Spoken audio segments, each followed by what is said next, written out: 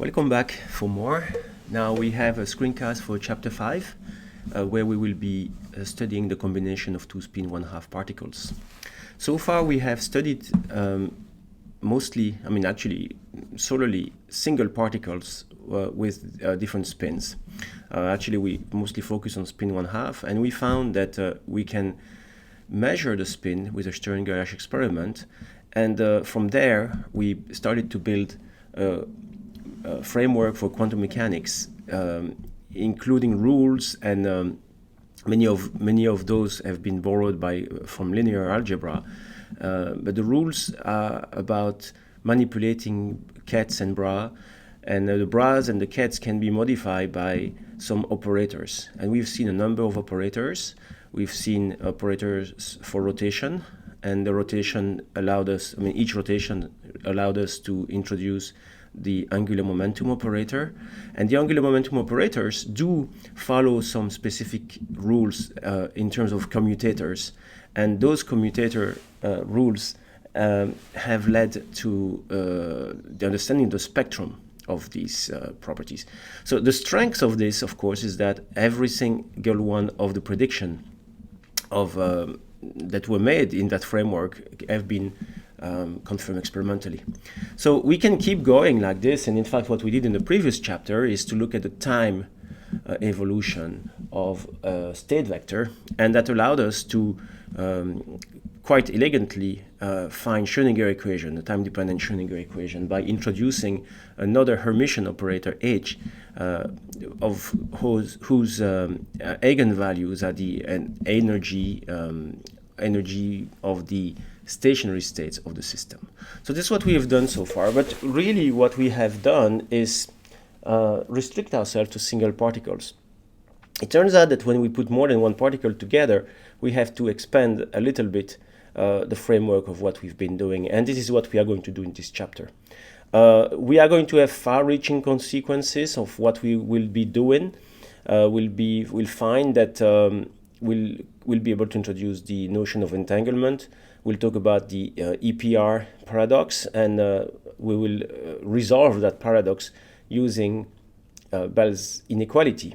So this is what we are going to do in this screencast. So let's get going. So first of all, let's think about the basis states we can use for a system of two spin1 particle. You remember the basis states are very useful to express the different operators and to put to represent the abstract object. So for example, for the Stern-Gerlach experiment, we use the plus z minus z basis, and we could use that because it was complete. We could also use the plus x minus x or the plus y minus y basis for the same reasons, but the choice of basis is really done based on convenience. So clearly, if we have a system of two spin1 particles, and we still keep the magnetic field maybe along the z direction, it seemed to make sense to use the plus z minus z basis. And a natural basis would be to use something like this. So it turns out that this is a new notation that we have not encountered yet, so I should probably explain that a little bit. We have a new ket, but in this case the ket is still represent it's still this abstract object that represents all the information in the system. But in this case, of course, we have two particles, so we need to have two labels for the two particles. So in one case, in the first basis, for example, the two electrons, let's say the two particles, would be in the plus z spin state. The next one will be in the plus z state, and the other one minus z state, and so on and so forth. Okay, and we are going to see in a second how we can express this mathematically to connect it to what we've done so far. So I just like to remind you, and this will be the long notation in the bottom of this slide, that we realized what the plus z state meant after we studied the spectrum of the angular momentum operator. And a plus z state really corresponds to a spin1 with a projection 1/2. So this is where the S1 and M1 come about. So the full notation is the one on the right hand side. Of course, we can use plus and minus. In this case, it makes our life a little bit easier. But keep in mind what the plus z and the minus z really represent. And the notation on the right has the advantage that we explicitly say which is the first, what state the first particle is in and the second particle is in. So one thing that really matters And we can do that for using other bases, of course. For example, the plus x basis, it's another possible basis that we have there. One thing to keep in mind, though, is that these bases do not imply any specific any specific physics. These are just bases. This is how we represent what we have. The same way as when we use an x, y, and z axis in Cartesian coordinates, we don't make any assumption on what we are representing. So in principle, this is a general basis that does not include any physics. That's what we have to keep in mind. Okay? Now, let's try to think a little bit, because we will want to be able to manipulate this basis.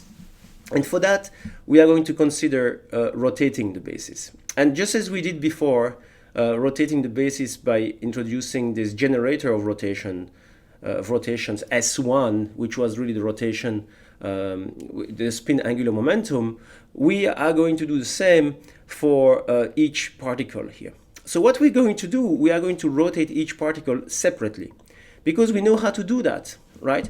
I mean, we are working in a separate space, a space of a particle 1 and a space of particle 2, and we can certainly know how to rotate each particle individually. We've done that before, so we can certainly do it again. And so we are going to call it the spin angular momentum S. We'll go call it S1 for the particle 1 and S2 for particle 2.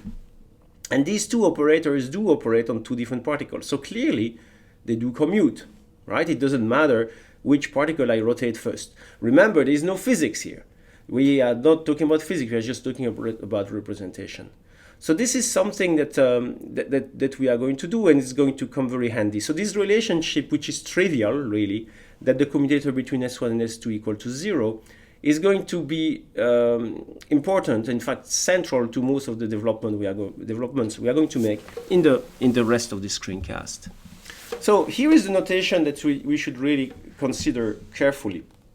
When we talk about the plus z minus z state, which is, again, one abstract object, what we are really talking is about the direct product between a state that lives in the particle 1 space and a state that exists in the particle 2 state. So in mathematics, in linear algebra, we call this a direct product. The direct product will create a new state that is the combination of the other two. So this is purely formal notation, but I like that notation because it really shows that one particle is in one space and the other particle is in the second space. And the goal of this entire exercise we are doing in this screencast is to explore what the properties of the combination of the two spaces. We are creating a new space by the direct product of the spaces of each individual particle. Okay, so of course, because we like to make things a little bit simpler, we can now write things like this. And I like to open a parenthesis about the products we've seen so far. We've seen three types of products. We've seen the inner product. This was the first we had. It was a number, in fact, a complex number. This is the probability amplitude. This is the second line. We've seen the outer product, which is obtained by using a eigenket, but in this case, we obtained a projector. So in fact, we obtained an operator. This was the last line. And we just saw a direct product. So we start from two states, two kets, and we get another ket. But in this case, the ket lives in a different space. It lives in the combination of the two spaces of particle 1 and particle 2. Okay, so just so you know, this is in the red box here is really what we do. We call plus z state as equal the product of plus z1 and plus z2. Now, this is confusing because 2 slides ago I showed you that what we really should take there is a direct product, with this circled cross symbol.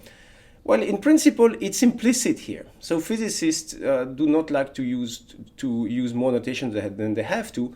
So here, the product sign is actually there. It's just dropped because there should be no confusion in people's mind.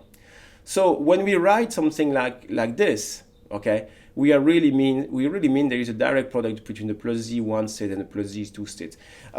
It looks trivial, but it turns out to be very important when you try to operate on these on diskettes, because one, it's one. Think about apples and oranges. One is an apple, the other one is the orange. Okay, so in principle, you cannot do a product, a simple product. And in fact, these are not simple products. These are direct product between the two spaces. This becomes a little bit more complicated when we introduce operators, which we will do in a minute. In fact, it doesn't have to be complicated so long as you understand the notations properly. So in any case, even further to make, because we need 4 basis states, right, for each combination of spin 1/2 we have for the 2 particles, we call them 1, 2, 3, 4. We can call them whatever we want. We're going to call them 1, 2, 3, and 4, which is just a notation. Okay, now that we are happy, we have the basis states, and we understand that we create those basis states by the direct product of the basis states of the individual basis from the individual space, quantum space. Let's try to see an example. And we are going to look at this as the hyperfine splitting of the ground state of hydrogen. So here, I'm sorry for the little bit busy slide, but the idea is quite simple. We know, and we are going to study this in a lot of details in a future chapter. But we know that the electron, in hydrogen atom, is located on the 1s state, right? It appears, though, when there is a measurement that's made in very accurate measurement, it turns out that when you excite the electron, even though there is another place for the electron to live on the 1s state, it turns out there is a finite energy to excite the electron, which means that the 1s state is actually split. It's called the hyperfine splitting. And this split is very tiny. It's 5.9 10 to the power minus 6 eV. So it's a micro eV split. It's very small. And that split does not come from electrostatics directly. In fact, for hydrogen, we don't have many possible culprits for this, because we only have a proton and we have a neutron. We have a proton and we have an electron. So, and we already took into account the electrostatic part when we calculate the 1s states. So what actually happens is that both electrons and protons have a spin 1/2 state. And those two spin 1/2 do actually interact. So what we really have is a combination of spin 1/2. And this is that interaction will depend. I mean, the amount of interaction, so the energy of the interaction will depend on what spin projection we have for the electron. So if we have a spin down or a spin up, the energy will be different. Okay, so let's try to see that in a second. The point is that we talk about hyperfine because the magnetic moment due to the proton, because the proton carries a spin, therefore it carries also there is a corresponding magnetic moment, is very small because the mass of the proton is tiny. And we've seen that the magnetic field associated with the magnetic moment depends inversely on the mass. We've seen that in lecture 1. Okay, the point is there is a magnetic field that's generated by the presence of a magnetic moment on the proton, and there is and that means that the magnetic moment on the electron will interact with the magnetic field. So it should not be a surprise that the Hamiltonian, so the energy of interaction, should be S1.S2. Okay, so we have a S1.S2 there. There's no minus sign because the two charges have a different sign. Right, it's a proton and an electron. And so we see that there will be some S1.S2 term, which is the dot product between the spin of the electron and the spin of the proton. And in front there will be some constant which will be obtained experimentally. So the reason why we write 2a over h bar square is for convenience. We'll see that a little bit later.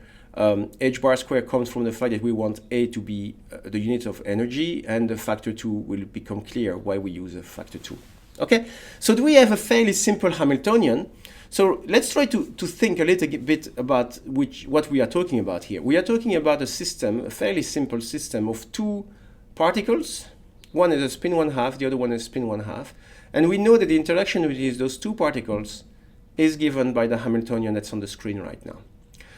That means that if we can describe the spin state of one system and the spin state of the other system, we should be able to diagonalize the Hamiltonian there. In other words, to find the stationary state, so the eigenstate of the Hamiltonian.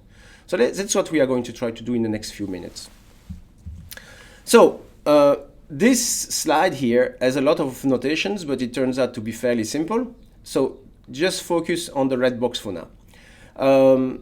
What it says is that we are interested in the calculating 2s1.s2, since this is what comes into the Hamiltonian we just said. And there, really, we just have to do the product just like we would do classically with the product between the different component of the vectors. We don't have to worry too much about the order, since we know that S1 and S2 commute. Remember, we mentioned that quite in detail. Now, it turns out that we can simplify things a little bit, because we are going to use in the Z, we are going to work on the Z basis, and having the S1x, S2x, S1y, and S2y is not very convenient. So instead, we want to express all those operators. We want to express that expression using operators for which we know exactly the effect, on the different basis, the basis vectors of the S1z and S2z operators. So we are going to do, again, the usual trick is to try to bring up the lowering and raising operators into the game. And for that, we just remind ourselves what S1x and S2x, S1y and S2y are in terms of the lowering and raising operators, which is written in the bottom of the screen. So when everything is said and done, you find that 2s1 s2 is 1s plus times 2s minus plus s1 minus s2 plus 2s1z s2z. I do realize this is where we usually lose students because they don't see directly where it comes from. Well, to be honest, the only way to see how it comes from is to simply substitute s1x, s2x, and so on in terms of the raising and lowering operators. And there is nothing really fancy in here. In fact, there is nothing fancy at all. It's just a simple calculation. I just invite you to do it. There is no mystery, really. So there's no reason to be lost on this. It turns out that finding the matrix element of this operator is going to be so much easier now that we don't have the S1x, S2x, S1y, and S2y. So as I said, we wrote this because we can now easily calculate the matrix element. So what's the matrix element of 1, 1? So remember, my one state is plus z. So basically, this is this. So we just have to calculate plus z on both sides, right? Remember that we have a over h bar square, and now we understand why I introduced a 2a over h bar square, because 2s1 s2 is obtained is provided by the expression in the parentheses. Now things become much simpler, because of course the two first terms in the sum are going to disappear, since I'm trying to raise the plus z state, which I can, and I try to raise the plus z state for particle 2, which I cannot either. And on the other hand, I know exactly what is the effect of S1z and S2z on the plus z state, right? Since the plus z state for particle 2 is an eigenvalue, an eigenvector of S2z for eigenvalue h bar over 2. So when everything is said and done, we obtain this. The first two terms disappear for reasons that are obvious, because we are trying to raise something that's already the maximum, and of course this is equal to a over 2, right? So we obtained that the matrix element 1, 1 of my Hamiltonian is a over 2 for the diagonal part. You can do the same for every single element. Remember, we have 4 basis sets. That means that my Hamiltonian, matrix representation of the Hamiltonian is 4 by 4. You can obtain an off-diagonal term like 3, 2, and same again that we've done before.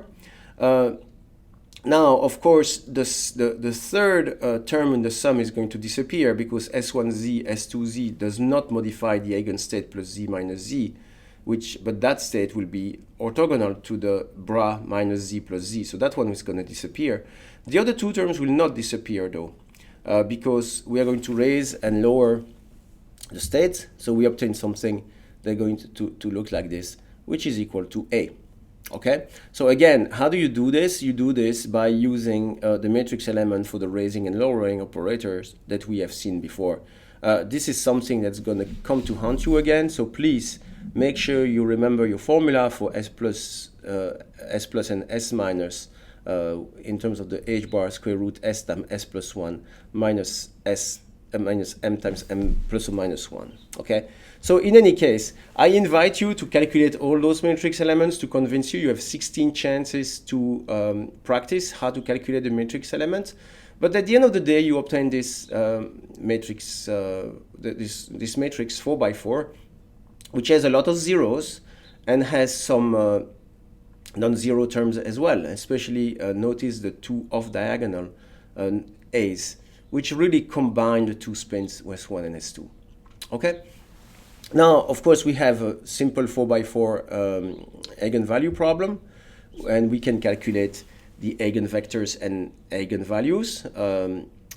I strongly encourage you to try to do it if you don't remember how to find the eigenstates of a 4x4 matrix.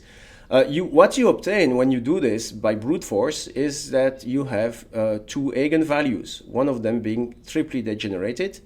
One will be minus 3a over 2, and the other one will be a over 2.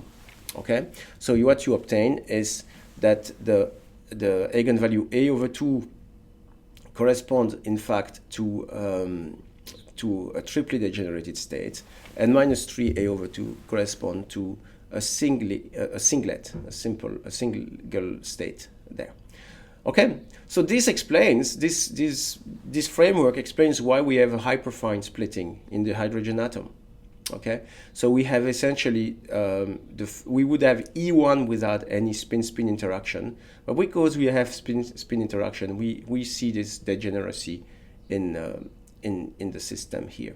Okay, so some of you may wonder, why do I have 3 positions there and 1? So in total I have 4 states. Well, remember we have also the spin of the proton. So the proton has to be taken into account there. So we can really only put 2 electrons on those states, since we have 2 spots for the protons and 2 spots for the electrons. So if we go back to the basis that we use, the 1, 2, 3, 4 basis, the triplet is obtained by those 3 eigenvectors, and the singlet by this eigenvector. These eigenvectors are exactly what we are going to study now. So the idea of looking at the hyperfine structure of hydrogen was to highlight the presence of those triplet and singlet state. It turns out that we can measure this difference 2A by spectroscopy method, and people have been able to do that for decades and decades. This is one of those values that have been known with extremely high accuracy, because we are really looking at the very fundamental constant of nature. And it turns out that that frequency corresponds to about 1420 actually megahertz, which is in the microwave regime. And this value is known with high accuracy, which again, the presence of this effect is a further proof of the validity of quantum mechanics. Now it is time to formalize a little bit more the addition of angular momentum of 2 spin1/2 particles. So we've actually done it, believe it or not, we just did all the calculations we needed to do by looking at the hyperfine structure of hydrogen, but we are going to look at it in a bit more general way now. But all the mathematics has actually been done in the previous section. So what we've done in the previous section is this.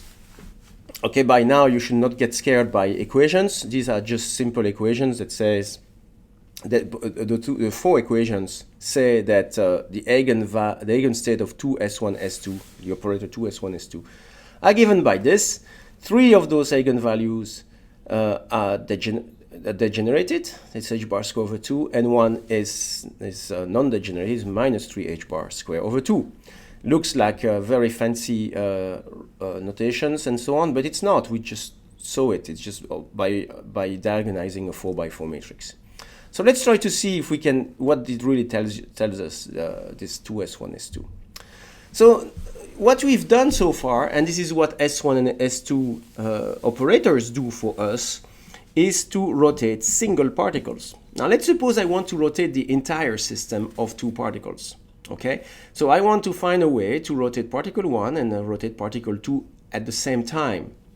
So it would make sense that if I introduce my new state, my new space, which is a direct product of the space of particle 1 and space of particle 2, I could imagine introducing an operator R, a rotation of an angle d theta around the axis n, just like I did before, right? The idea would be to use an infinitesimal rotation, and with S being the generator of rotation of the entire system. And so we can do that, and we know that what it means to do that, it means that we rotate first particle 1, or in this case first particle 2, combined with the rotation of particle 1. So here it's important to use again this direct product, this product with a circle around it, which has a clear mathematical definition. But in this case, we are actually doing both rotation at the same time. Okay, we are doing both rotation at the same time, and we are now interested to understand what is the S operator, and the S operator turns out to be the operator that rotates both particles at the same time in the combined state. Okay, it sounds like a little bit trivial maybe when you put it this way, but it's very important to be very careful with the words we use. Okay, so let's try to look at that. So we are going to call the operator S from the previous slide. The operator S will be obtained by this long notation. So this long notation is actually key. Even though we will never use it again in the future, it's actually key to understanding it. So let's hear what it means. So the operator S means that we are operating. Let's start from the first part on the right-hand side of the equation. We are combining the identity operator operating on particle 2 with the S1 operator operating on particle 1, plus the operation S2 on particle 2 combined with the identity operator on particle 1.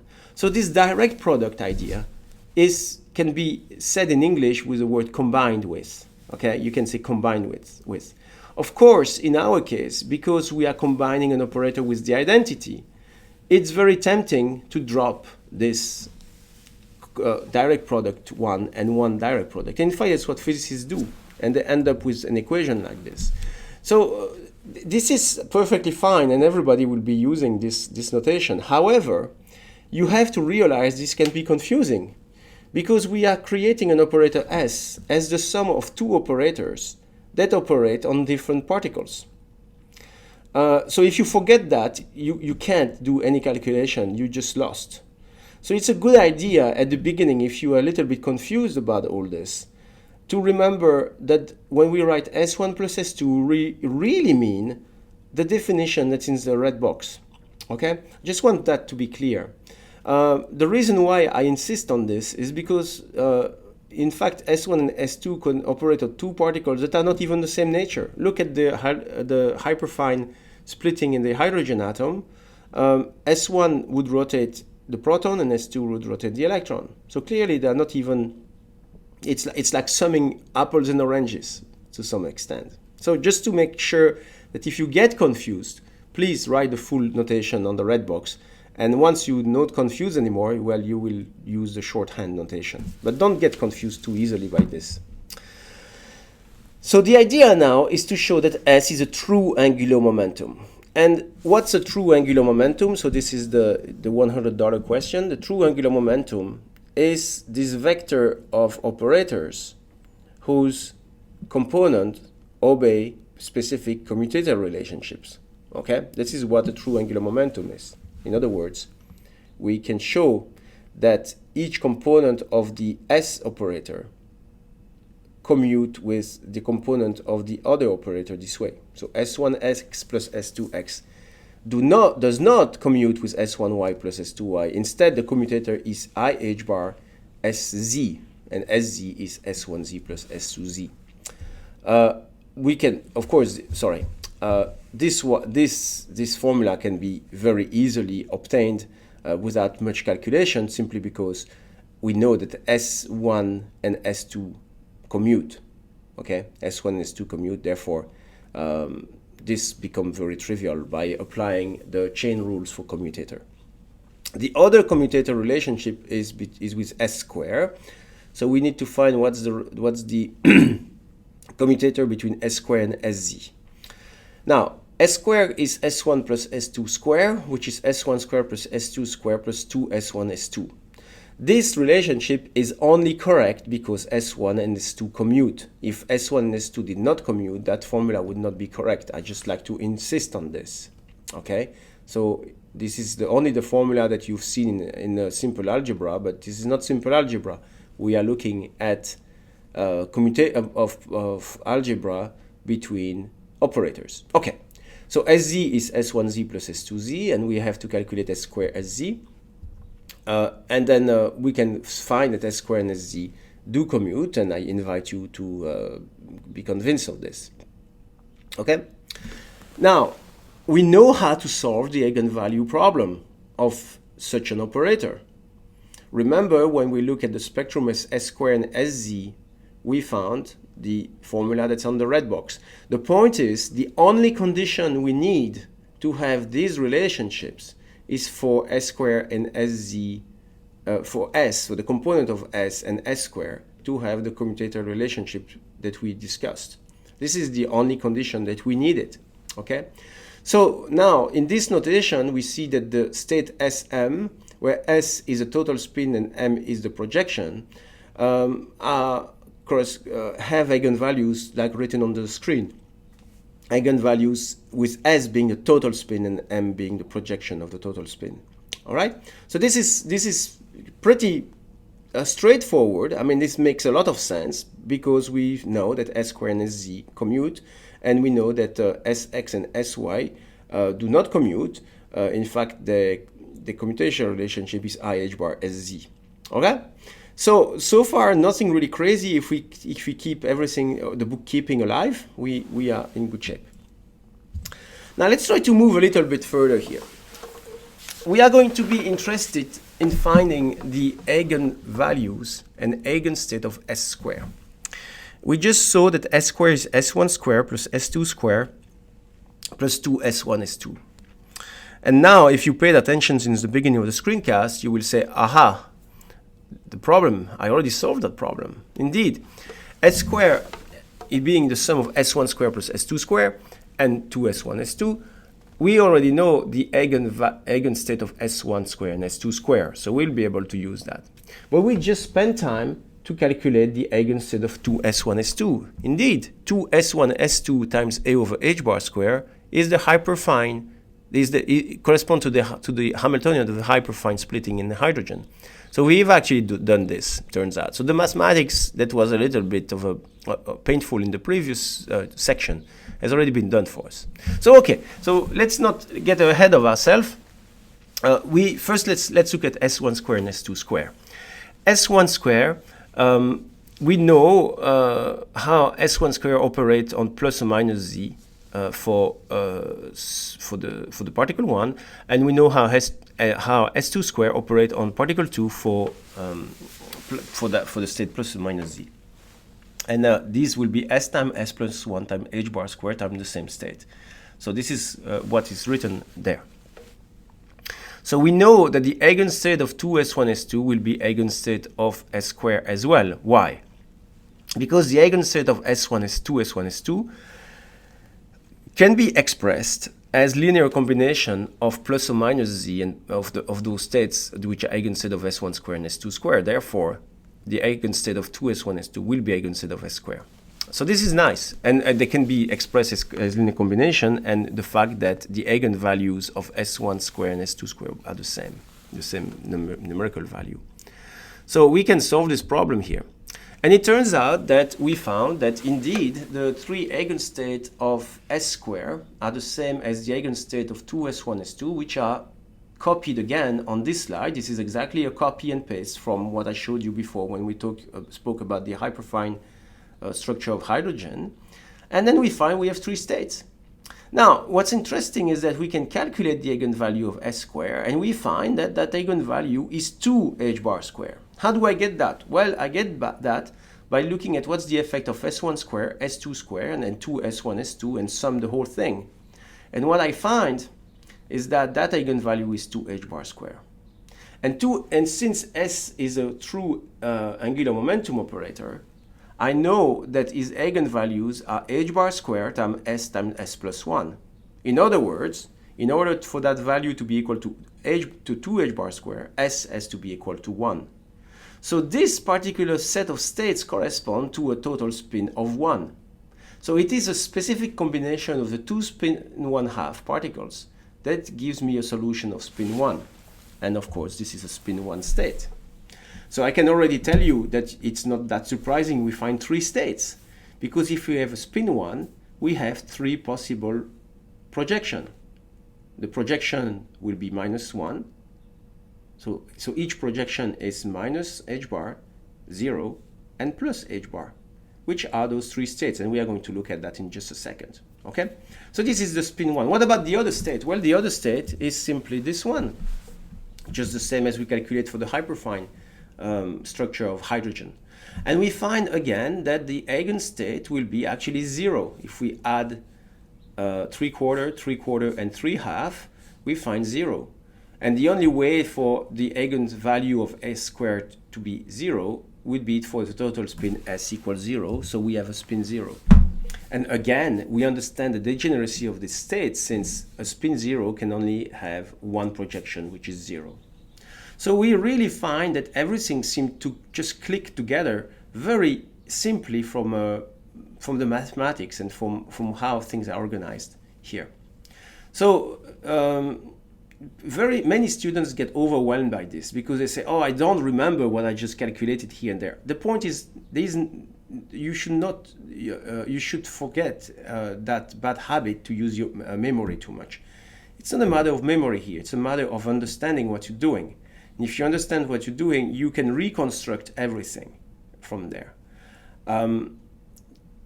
In the exams that will be for this course, there will be no exam about asking you to use memory to provide a proof.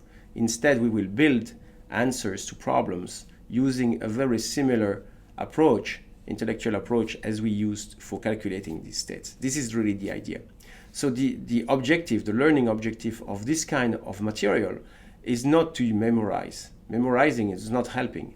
The idea is to understand how things get built together in order to expand it to other systems of interest. Okay. So I already gave you kind of the answer for the SZ state, but we have not. Let's do it explicitly now. It turns out that if I apply SZ to each of the 4 states, I will indeed find the right projection, and we can get this fairly simply for all of them, and this is written on, and then we obtain those 4 states here.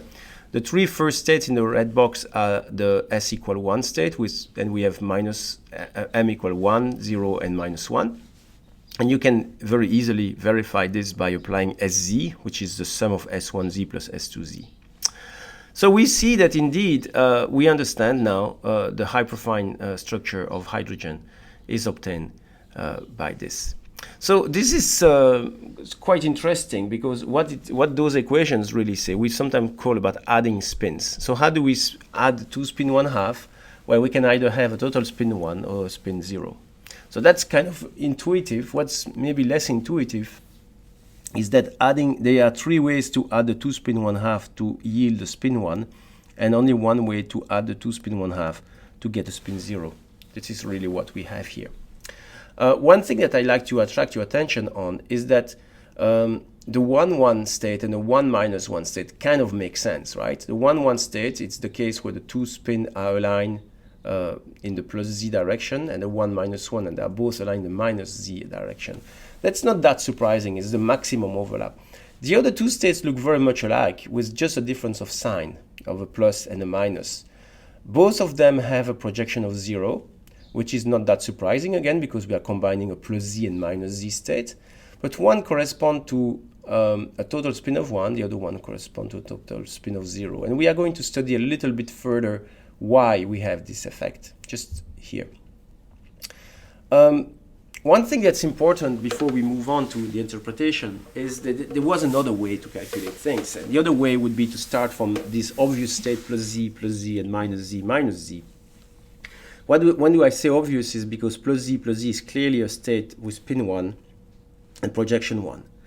So what we could have done is to actually go down using the lowering operator to go for plus z to move down to all the spin 1 with m equal 1, 0, and minus 1. We could have lowered it. In fact, this is the way we do it when we do it when we try to do more complicated system, for example, spin 3/2 or spin 1 and things like that.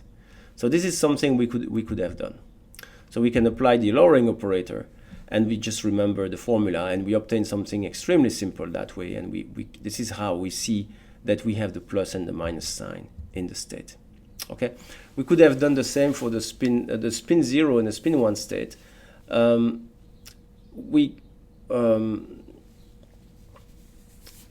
So we have to think about the others of the spin state in order to build the spin s equals 0, or at least the m equals 0 projection for both of them. So let's try to think a little bit where these come from. Where these come from, one way to look at it is to remember. I mean, before I move on with explaining how to do it. I'm going to explain what I plan to do. The state 1, 0 is a total spin 1, projection 0. So that means there is a spin, okay? It just appears that the projection of that spin on the z-axis is 0. So one way to verify this would be to try to see how can I express that state that's written on the top right there in a plus x minus x basis. Because if my projection of my states on z is 0, the projection on x should not be 0, right? It should not be 0 because we have a state that has a total spin, clearly. So we remember, and the reason why it's not 0 is because if it was also 0, then we would know both the spin along x and along z, which we can't know, right? So it cannot, and along y, in fact. So we cannot do that. So clearly, if there is no component along z, there must be a component along x. So we remember that the single particle basis plus z or minus z is expressed that way in the plus x minus x basis, and we can replace things by remembering that the plus z minus z state is really the direct product of a plus z in particle 1 and minus z in particle 2, and same for the other one. And we substitute things around, and after everything is done, we find a 1, 0 state is obtained by the formula down there. Now we understand much better what's going on. We do understand much better because now we understand that it's a combination of states that are aligned along x and states that are aligned along minus x. So clearly these states correspond to a spin 1, right? Even though the projection is indeed 0 along z. So this is something that we can do, and we can, and to even go further, we can do the same for 0, 0. And I'm not providing all the details, but this is the same as the previous slide. We find that when we do the same exercise for 0, 0, we find that along x, the combination is a combination of plus x minus x states and minus x plus x state. In other words, the projection along x is also 0. Okay, so we have a spin 0, so therefore the projections should all be equal to 0. So this is what we find. This is what we find here, and there is, of course, in this case there is no problem with uncertainty principle since the expectation value is 0. Okay, so everything looks really fine. We find that just combining the spin state and remembering that we want to have the total angular momentum to be a true angular momentum which obeys commutator relationships, we obtain automatically all those s equal 1 and m and s equal 0 states, some being triply degenerated and some being singly degenerated. Okay, so we've seen that the eigenstate of the s square operator can be described in terms of the pure state of the individual particle spin 1/2.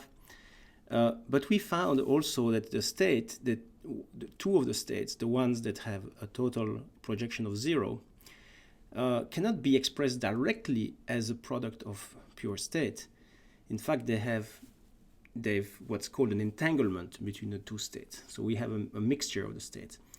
And this led to a big crisis in the acceptance of quantum mechanics, actually, because the point is the observation of one state in one particular property of one particle imposes also the property of the other particle. That's what's really happening in those entangled states, and as we are going to discuss now. And this was a major problem that Einstein had, and this is actually well known in the history of science as the EPR paradox. And this is what we are going to talk about now.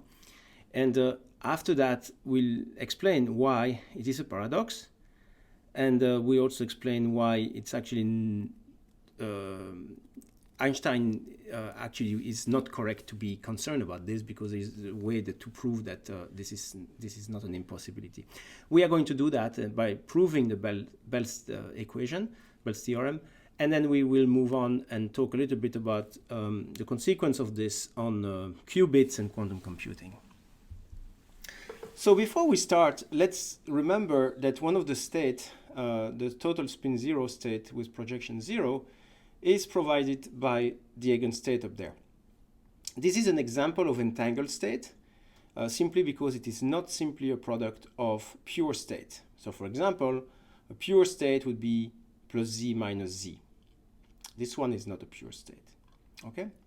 So here is the thought experiment that we can describe. Suppose that we have a spin 0 that has, this is described by the 0, 0 ket, and somehow we have the particle gets actually separated. One particle goes to the left, one particle goes to the right, which is all good for conservation of momentum, right? There's much momentum going to the left and to the right. And in fact, the state 0, 0 in terms of the spin does not change, okay, upon this thing. Now, the idea now is that those two particles, regardless how far they are from one another, so long as they do not interact with the environment or anything else, they are going to stay entangled in that state. Okay? That means that because of the shape, we see that if of the shape of the mathematical form of the 0, 0 state, if we were to measure the first particle in the spin 1/2, automatically we know that the second particle would be in spin minus 1/2. Okay? And same thing the other way around, just because of the projection of the particular state or the component of the state on a particle basis for a particle or the other one. So that was a big issue for Einstein, because basically the idea here means that there is a spooky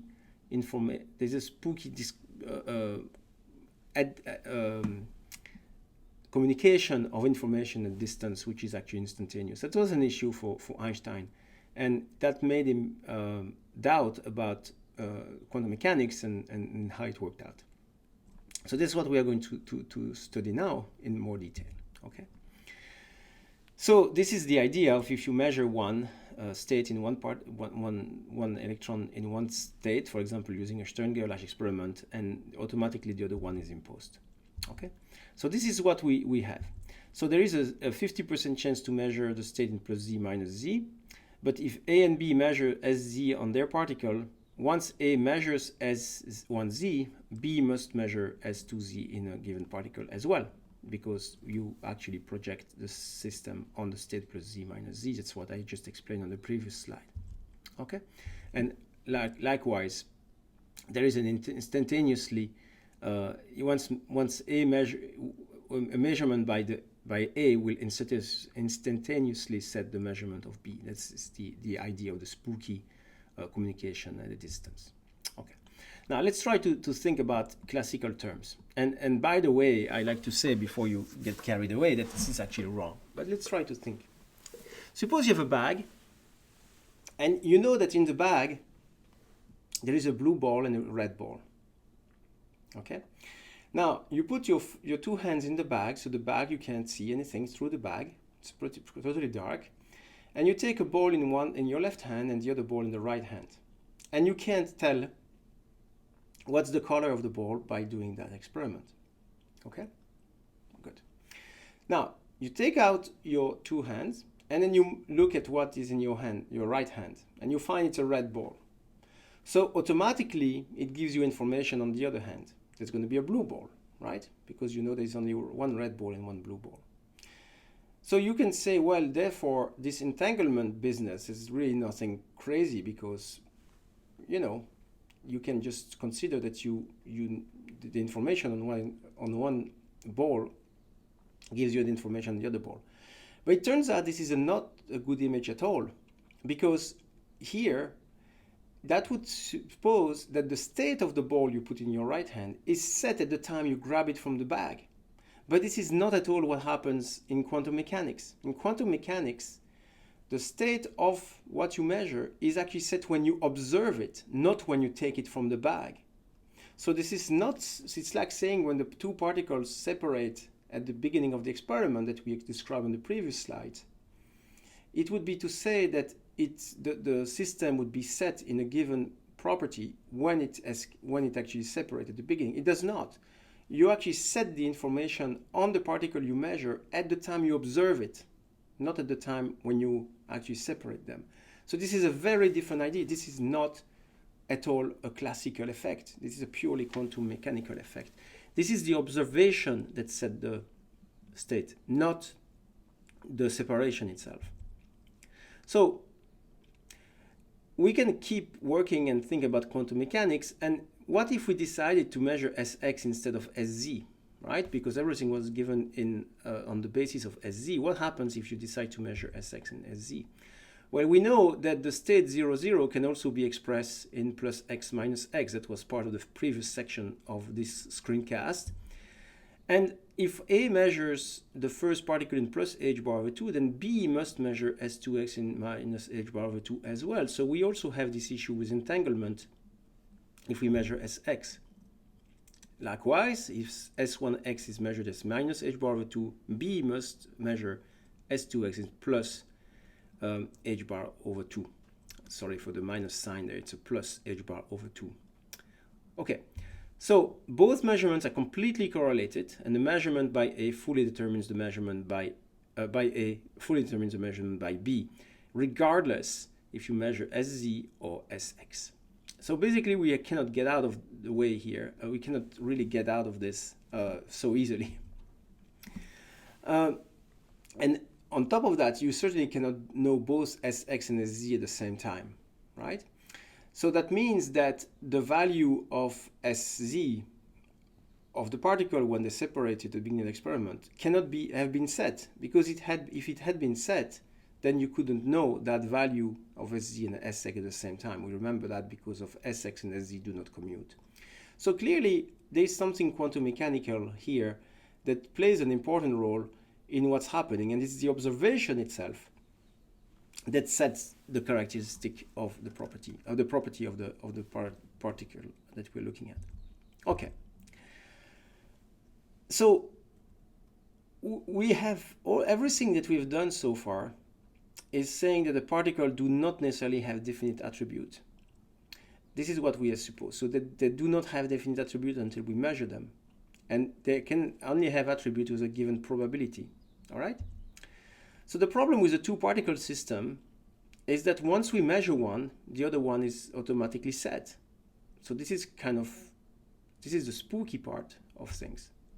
So Einstein did not like that idea, and in fact he believed that, and he said his starting point was the physical properties did not have should not depend on them being observed or not, right?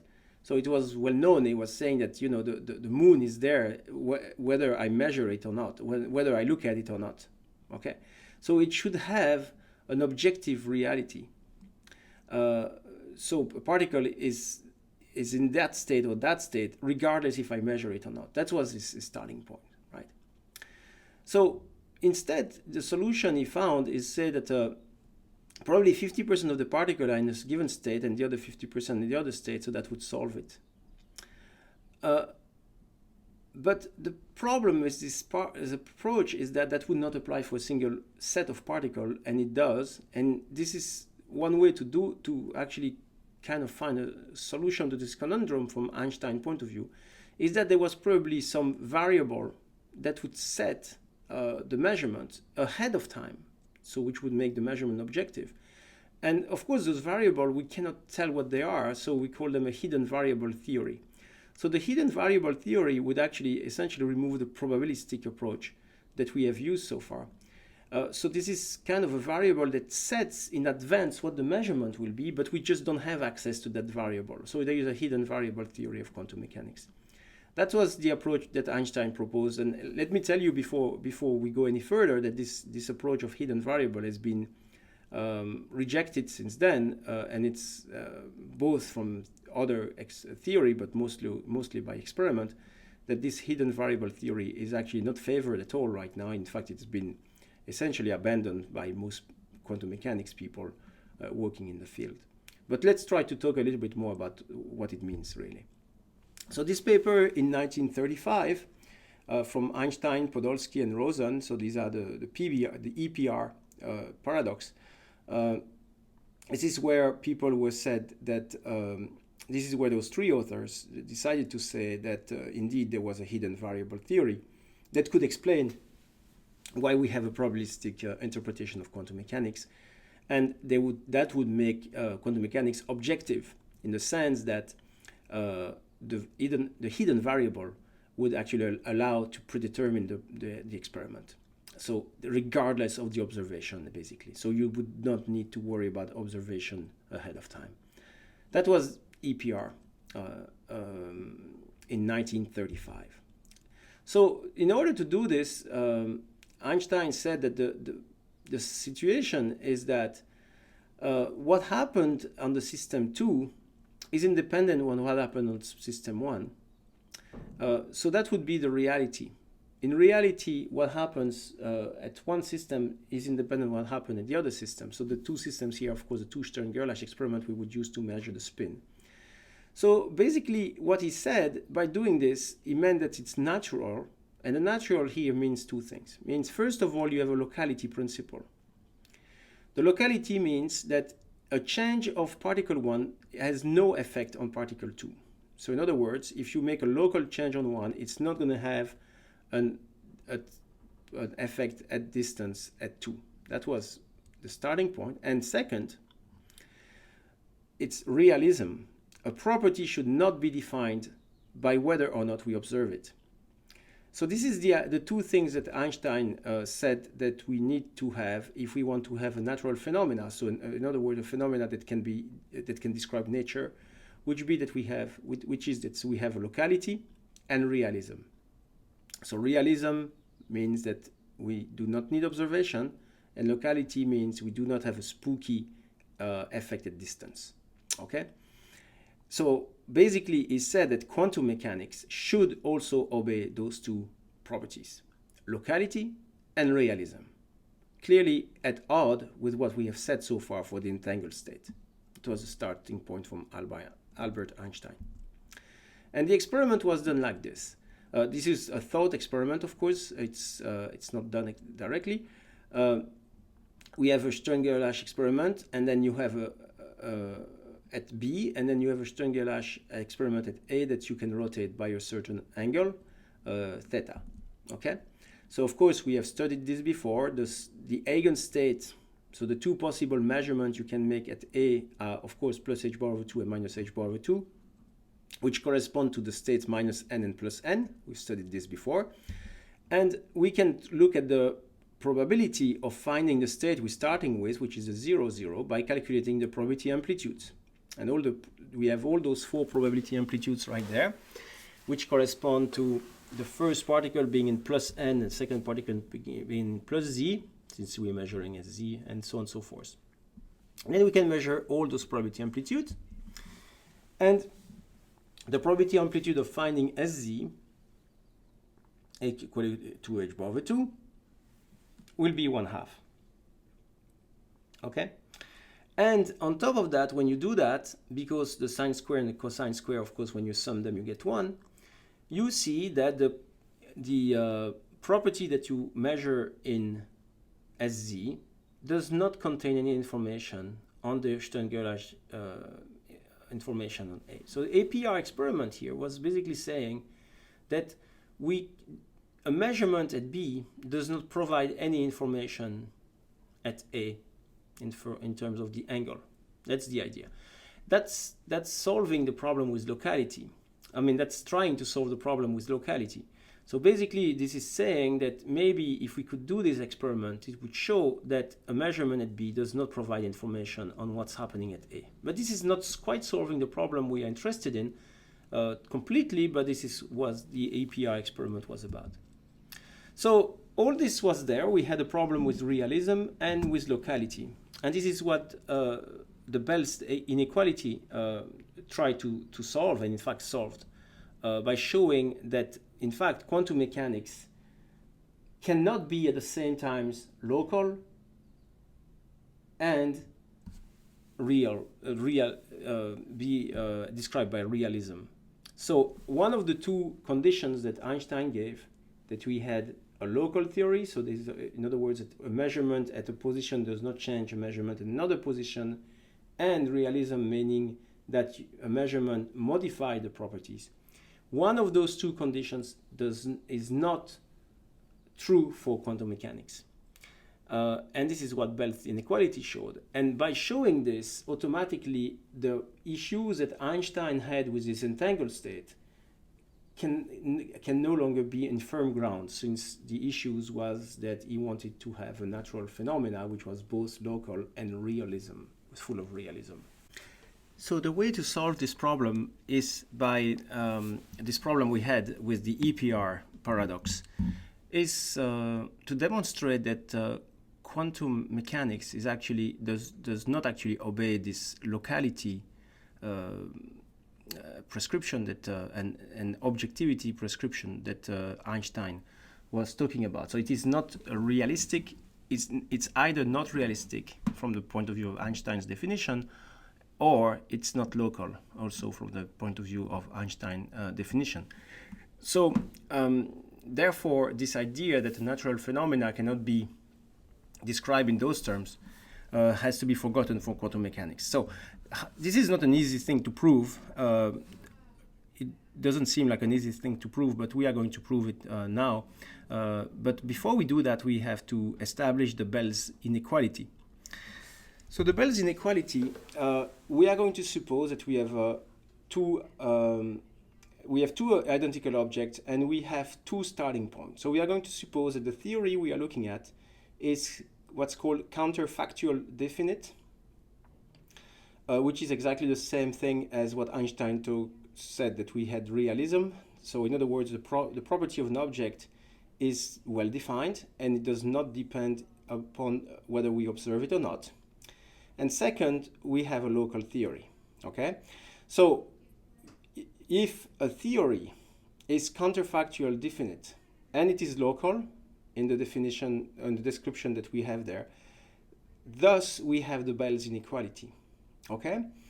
So this is what we are going to establish. So we start from these two perspectives, from those two definitions, and if we can show then that quantum mechanics does not obey Bell's inequalities.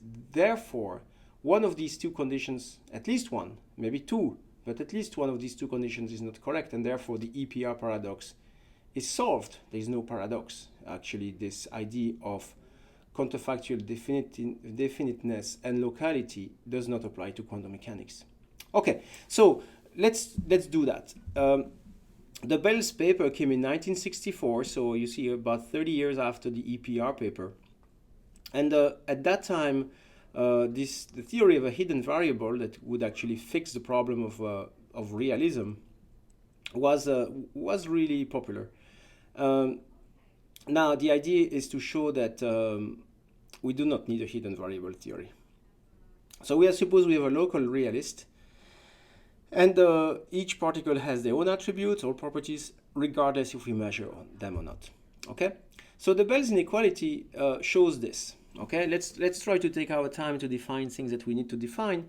Bell's inequality will assume that three arbitrary two-valued properties A, B, and C, if they satisfy counterfactual definiteness and locality, and if we have two objects such that P same XX and P same XX for X equal ABC is true,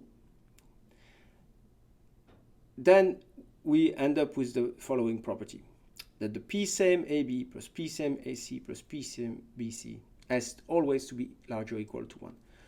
Okay, this is the difficulty here, is to understand what we are talking about. So let's try to take it piece by piece. We have two objects, okay? All right? And we have three properties, A, B, and C. Property can be the color of the object is red, the color of the object is green, the length of the object is larger than 1 foot, stuff like that, okay? Now, P same XX means that the property X of particle 1 and the property X of particle 2 are the same. So, for example, if the particle 1 is red, the particle 2 is red, then P same red is equal to 1. Now, if the particle 1 is blue and the particle 2 is red, P same XX is equal to 0. Okay? So we are going to suppose that we are defining this. So now the Bell's inequality is like this. If I take three properties, they can only take two values. Okay? In this case, let's say true or false. The inequality says this. If the property A and the property B of the two particles are the same, plus the probability that the characteristic A and C are the same, plus the probability that B and C are the same, the sum of these three probabilities must always be at least equal to 1. Okay? So this is the idea. All right? And the starting point is that we suppose that those properties obey counterfactual definiteness and locality. So in other words, the properties of A or B or C do not depend on whether we measure them or not, and they are not affected by a measurement of another property. That's what it means. So let's see if we can prove this. So we are going to show that in a second. Now we are going to prove what's written in that box there. Okay, because we are going to see that quantum mechanics does not follow this inequality. For this, we are going to depart a little bit from the textbook, and instead I'm going to use an article from Lorenzo Macone in the American Journal of Physics that was published in 2013 to prove Bell's inequality in a graphical manner. So this is the paper that can be found easily online, and I suggest actually reading it. It's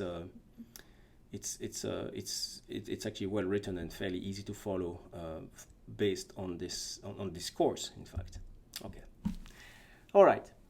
So here is the thing.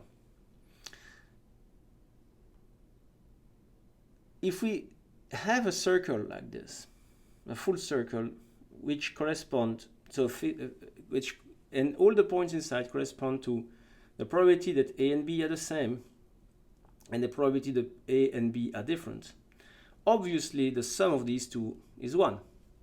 Okay? Inside that full probability, there is a probability that A and B are the same and the probability that A and B are different. This is what the circle on the left-hand side tells us. Now, we can also add now the probability that we are going to introduce now the third characteristic C. Okay? And the third characteristic C is like this. It says that the probability that A is different from B and C, okay, plus the probability that A is equal to B, plus the probability that A is equal to C should be equal to 1, clearly, right? Because we either have A different from B and C, or A equal to B or A equal to C. Okay, so we have those three possibilities. These are the three different circles that we have there. Of course, there is an overlap between A and B being the same and A and C being the same. So if you want to convince yourself, do not go any further. And if you're not convinced, do not go any further on the screencast. Stop the screencast and convince yourself that this is indeed the case. Okay? And you can also use the example on the red box on the right-hand side as an example for you to understand what's going on. We either have A is different for B and C, or A equal to B, or A equal to C. All right? But if we do not include, if we take into account the fact that A equal to B and A equal to C have an overlap, this would be when A is equal to B and C, then we see that the sum of these three probabilities minus the overlap, of course, is equal to 1, clearly. All right? So, in other words, and this is the most important thing here, the probability that B is equal to C is always larger or equal than the probability that A is different from B and C. Indeed, the probability that A is different from B and C, suppose that B and C are the same, since we have a two-valued problem, right? So in this, in the surface area that's shown by a little disk there, these represent all the cases where B and C are the same, okay, but A is different. So for example, the two examples with the green arrow on the right hand side, they are not included in that part, because in that case A is equal to B and is equal to C as well. So that means that when we use that, we do not include every possibility of B and C being equal, because what's missing is when A is also equal to B and equal to C. All right? So we find that the probability that B and C are the same will be larger or equal to this surface area we have there. That means that it's going to be larger or equal to the A being different from B and A different from C. So when you analyze this, make sure you remember that A, B, and C can only take values 0 or 1. Okay? And things will make sense. Okay. Now, we have established this before, right? No problem. We've established this. Of course, we can add this. The probability that A and C are the same is just this disk that we have there. There's nothing to understand here. I just add it on the left and on the right hand side of the inequality sign. I've added the same number, basically. I can also add this number for sure. P same AB plus P same AC plus P same BC is going to be larger or equal to the entire, the three surface areas that we have there. And obviously you see, because there is an overlap between P same AB and P same AC, you see that these three sums is going to be larger than the full disk, or at least larger or equal if there is no overlap between P same AB and P same AC. And of course that disk is equal to 1. In other words, we have proven Bell's theorem. Okay? So this is one of those things that you have to take time to think a little bit about. It's a logical problem, but it's an important one. So we have demonstrated Bell's inequality.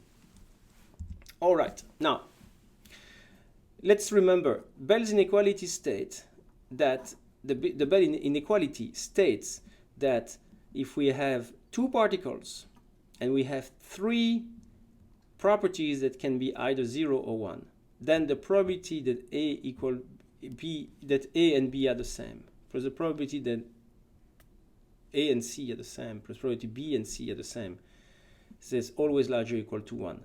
And when I say probability of B and C are the same, I mean probability that particle 1 as the property B of particle 1 and the property C of particle 2 are the same. That's really what it means. Okay?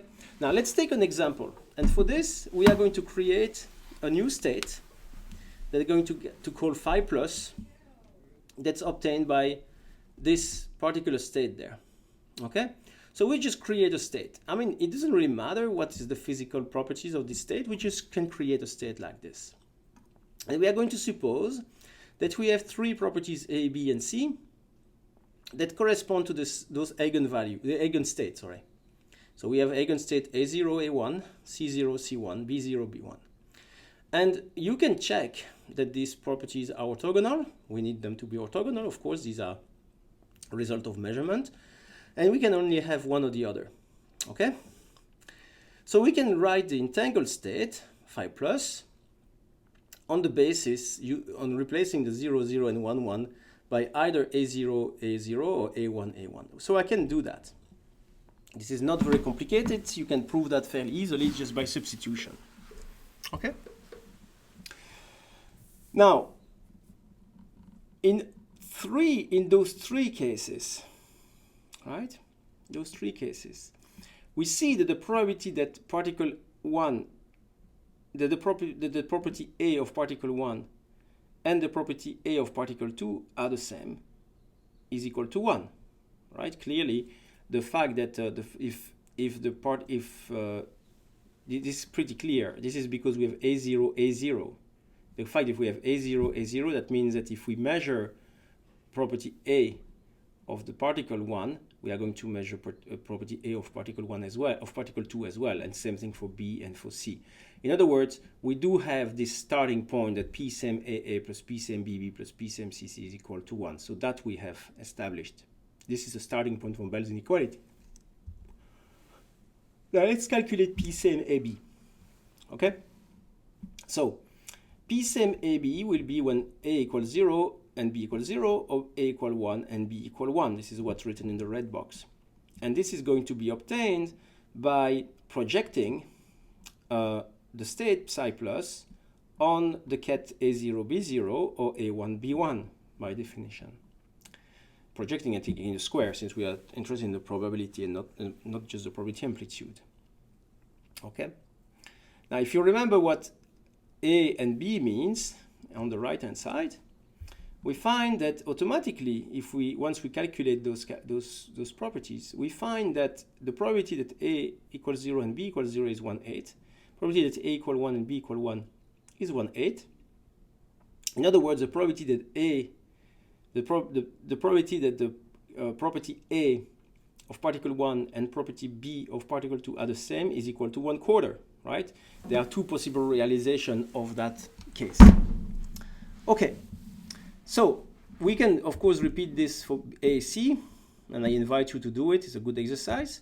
You find that P same AC is equal to 1/4. And finally, you do the same for BC, and likewise, you find that the probability that property B of 1 and probability C of 2 are the same is equal to 1/4. And you see, of course, where we are going with this. We find that the P same AB plus P same AC plus P same BC is equal to 3/4, which is smaller than 1. But Bell's inequality said that the sum of those three probabilities, if we had a local and realist theory, should be larger or equal to 1. So clearly we have Bell theorem that shows that the theory is quantum mechanics is not both local and counterfactual definite at the same time. So this is a very important thing, and that solves the problem with the EPR. Okay, that shows that the starting point for EPR, that we had a local realist, is not actually fulfilled for quantum mechanics. Therefore, we don't have this issue of needing hidden variable to understand it. So further, this kind of result has actually been proven experimentally. In fact, the very first experiment was done by Alain Aspect in Orsay in France, that showed this for photons, so entangled photons.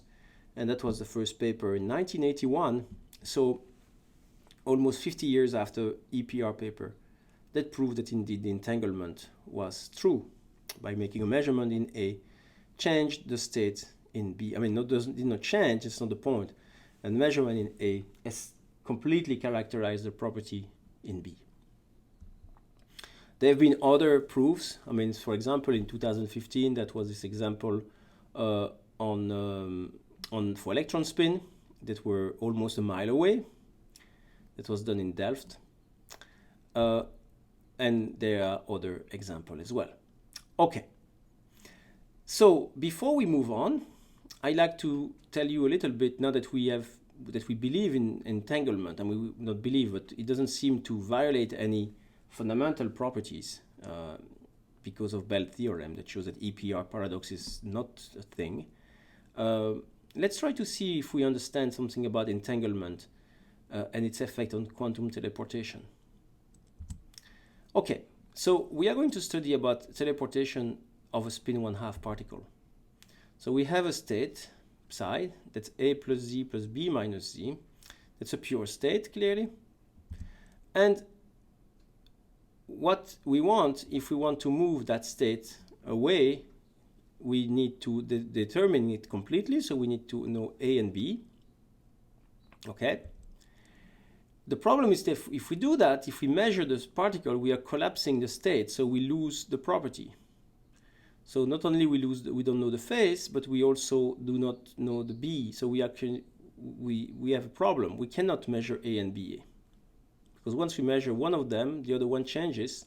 And you can say, well, but we can impose the normalization property. Well, you can do that, but you still don't have the phase. So that doesn't work so well. Solution would be to clone the state. Unfortunately, we cannot do this. This is an exercise this can be done. It's explained in the textbook. But the point is, we cannot clone a state in quantum mechanics. We cannot just make a copy of it. That's impossible.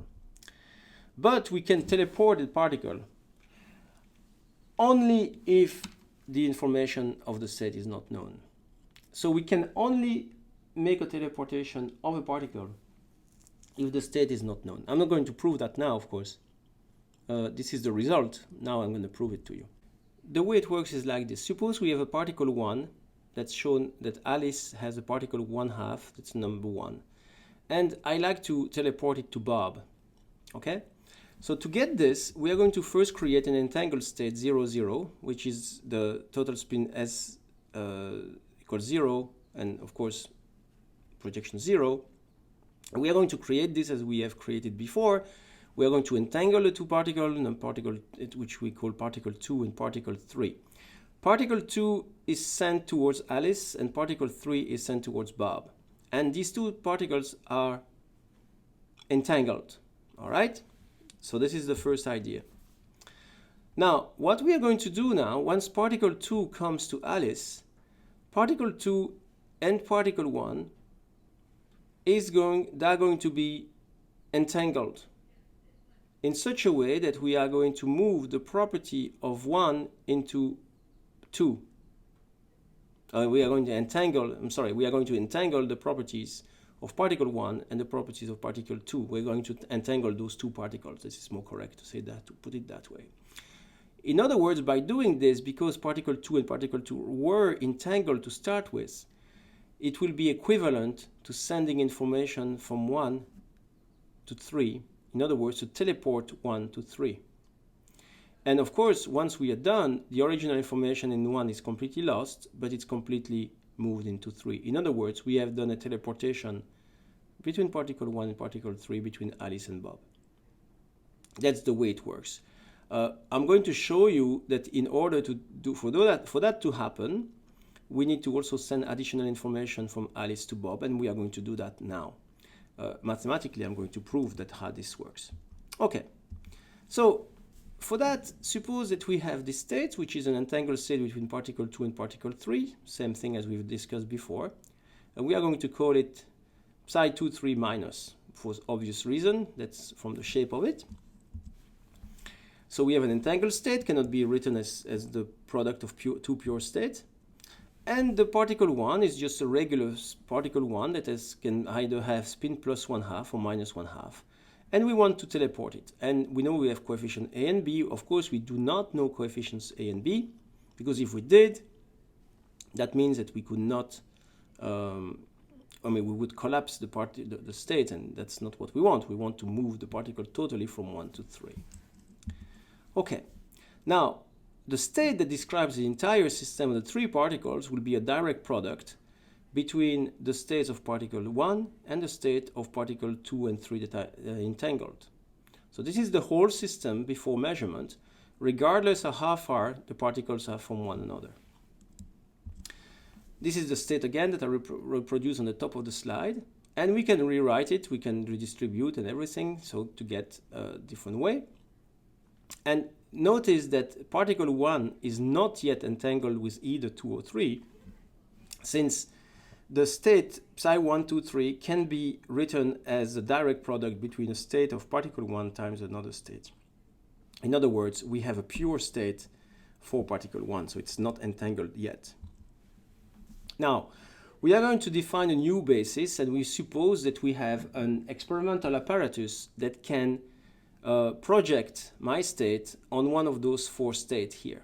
So we have psi1, 2 and phi1, 2 that correspond to a full basis of entangled state.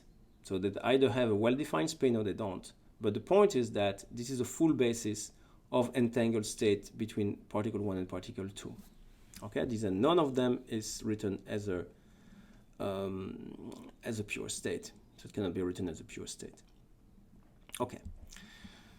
So we can rewrite the state psi1, 2, 3 in terms of the Bell's basis. And the details are not provided on these slides. And again, this is a place where you can stop the screencast, go back and see how you can write this equation using the knowledge from the previous slide, from the Bell, what we call the Bell's basis, which is all those psi1, 2 and this phi1, 2. Now, the Bell measurement consists of projecting, collapsing, if you will, any of these states on one of the 4 Bell states. It's the typical thing, like think about it as a super Stern-Gerlach experiment that would project on one of the 4 things. Okay? So we can do that. We can measure, we can project this. And of course, what it means that if, for example, let's suppose that we measure, the measurement leads to a collapse on psi1, 2 minus. That in that case, the particle 3 automatically, which is the particle 3 that's at Bob's, is going to be forced into the minus a plus z3 minus b minus z3, which looks very close to this particle 1 that I started with. So I did project it properly, right? I did certainly teleport the particle properly. Okay, so it's done properly. But now, if we were to measure another state than psi1, 2. So let's suppose we measured psi1, 2 plus, or phi1, 2 minus, or phi1, 2 plus. We see that all the state that we would end up for particle 3 is just a rotation of the initial state, 1. Right? You see the A and B, you rotate by 90 degrees, by 180 degrees, and so on and so forth. So all you would need to do, once you make a measurement of the projection on the Bell's basis for Alice, once Alice makes that measurement, all she would need to do is to make a phone call to Bob and say, hey Bob, I just measure psi1, 2, 3, make the proper rotation, appropriate rotation. Or I measured this, make this rotation. So this additional information would suffice for Bob to rebuild the state that we started with for the particle 1.